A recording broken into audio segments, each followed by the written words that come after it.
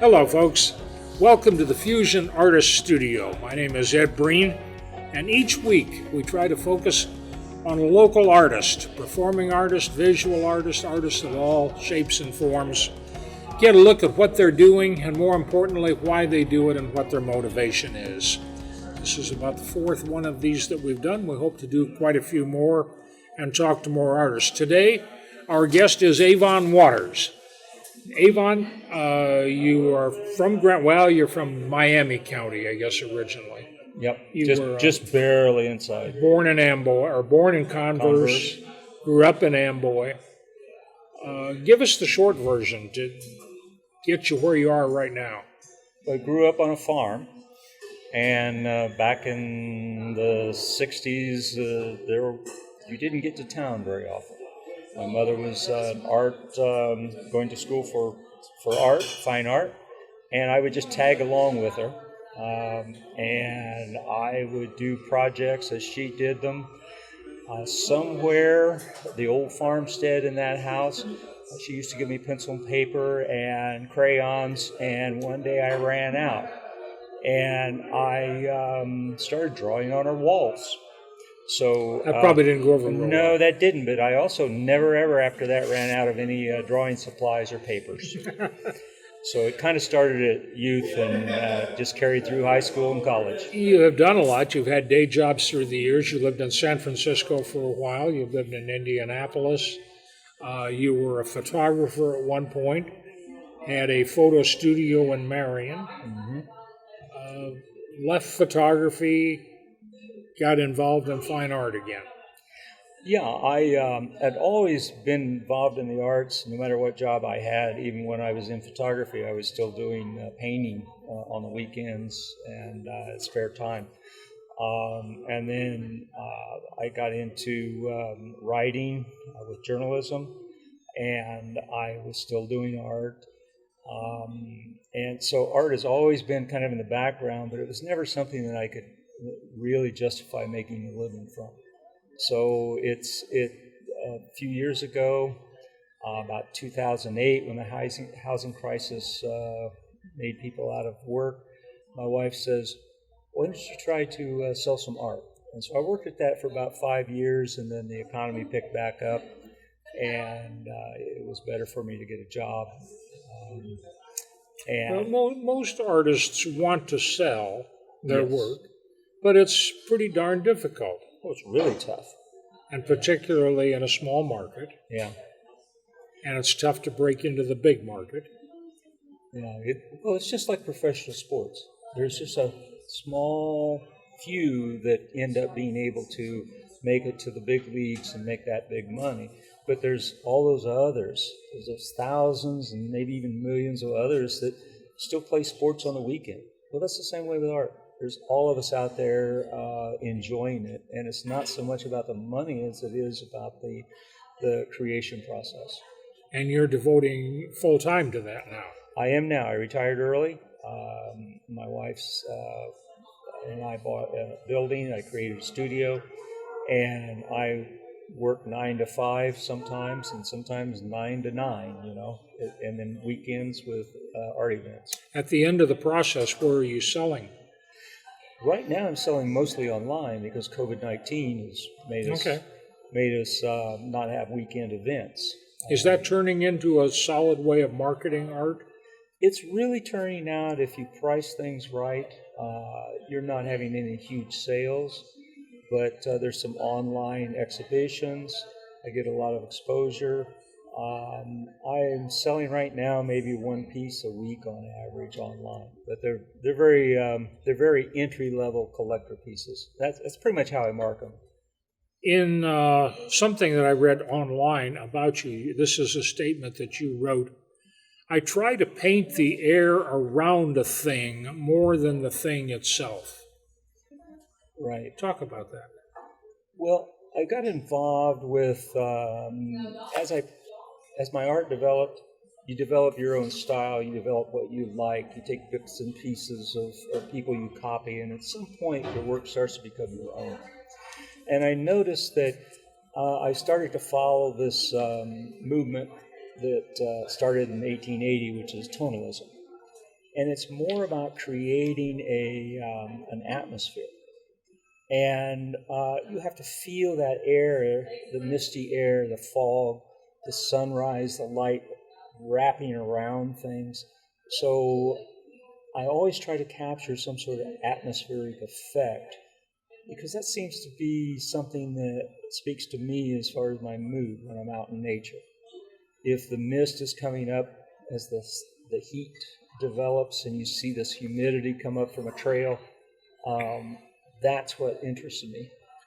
Talk about painting out in nature. You are involved in a big way with the plein air movement, which is a hoity-toity way of saying outdoors. Right. Right? And there are a lot of people who embrace that. They want to be on location with the easel there and the wind blowing everything onto the ground and all that kind of thing. It happens all the time. So why do you do it? What's the fun of it? Actually, I don't consider myself a plein air painter, but I enjoy plein air. Matter of fact, before this interview, I was in Kokomo painting with an artist from that area, painting the Chrysler water tower that was all rusted. We figured it needed some paint, so we put some on it. I see. And so the idea with plein air is it teaches you to see. It teaches you to simplify things, because if we're looking out, like at that factory this morning, there are all these pipes and railings and things like this that are that you could very easily get carried away with and work on minute details. But plein air teaches the artist to see. So even like myself, I'm a studio artist. After doing those plein air, I can come in the studio and I know how to simplify something for a larger piece. Does it also force you to bring the environmental concerns around you to bear on the painting? It does. The temperature, the breeze, all that kind of thing. It goes back to the statement of painting the air. Yeah. Today is very humid, so it's very easy to paint that distance, those violets and those oranges, that as that light goes through the air and the distance behind the factory, not what's in front of you. So you do more studio work than plein air, but yet you are very actively involved in a very successful program in Converse once a year that brings together, 80, 90 plein air artists from around the state? Usually between 50 and 80.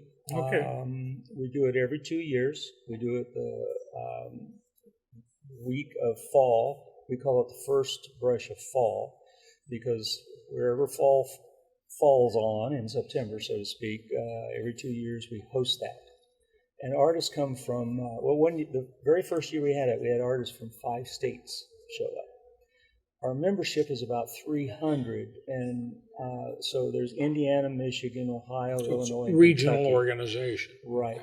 So, so we have events once a month, and that's one of our events every other year is in Converse. The universe is said to create a near B-flat background tone. How do you know that, and why? I read that somewhere. Now, I am tone deaf as far as a musician, but I read that someplace where they call it the old B flat. So apparently there's a new there's a new B flat. There's a new B flat. So it's and we've missed it again. Yeah, it's closer to the old B flat. When you were a lot younger, you were at IU. You were taking photography in the art department at IU. I'm guessing that Henry Holmes Smith was still around in those days. He was. You walked away from that. I only walked away from that because I got married and I had an opportunity to buy a studio here in Marion, the old Gale studio. But that was Gale Tuttero's studio. Gale Tutterow, and he had a dance school also. Right. He and his wife. And I had worked there went to Oak Hill, and that was my summer job, and my evening job was working in the dark room and processing all those senior portraits. So, well, that would damage your interest in photography if you were doing nothing but that. I understand that. But you kind of walked away from photography finally. I did, because, as I said, even when I was doing photography and I owned my studio, I was always painting. I was always painting in the evening, painting and fine art and self-expression, which is totally different than taking somebody's portrait and senior pictures and wedding. And so that fine art has always been that seed in the back. It has to get out. It can't stay in there. Talk about the environment for art in the Grant County, Miami County, in this region, this area. You've stayed here, you enjoy it, you get the nourishment that you need from other artists occasionally. Are we doing the right kinds of things?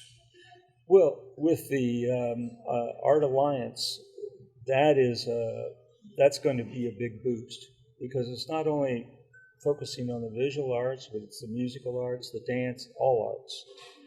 And the thing I don't think that artists themselves can do, they can't promote the arts as a whole. They can only promote themselves, and they can only promote other artists so much. That's what Converse does, is I help promote other artists to our community. But things like the Art Alliance, they're going to be key, because I don't think a lot of the leadership and the civic leadership in our communities know the contribution arts has. In 2019, the arts provided $800 billion to the GDP. Now, if you talk to people, they'll say, well, I don't know anything about art. Well, they really do, but they say that. But they know everything about sports. I mean, there's a sports section in every newspaper. There's a sports section in every broadcast, all right? Yep. But guess what? Ball game on every TV. On every TV. But guess what? That same report that said 800 million GDP is contributed by the arts, only half of that amount, 400 million, is contributed by outdoor recreational sports. So the leadership doesn't see the contribution that art makes to their economy. Even tourism is only 1/3 of what the arts can contribute to the GDP nationally. Talk about the generational thing for a minute here. I'm not accusing you of being old, okay?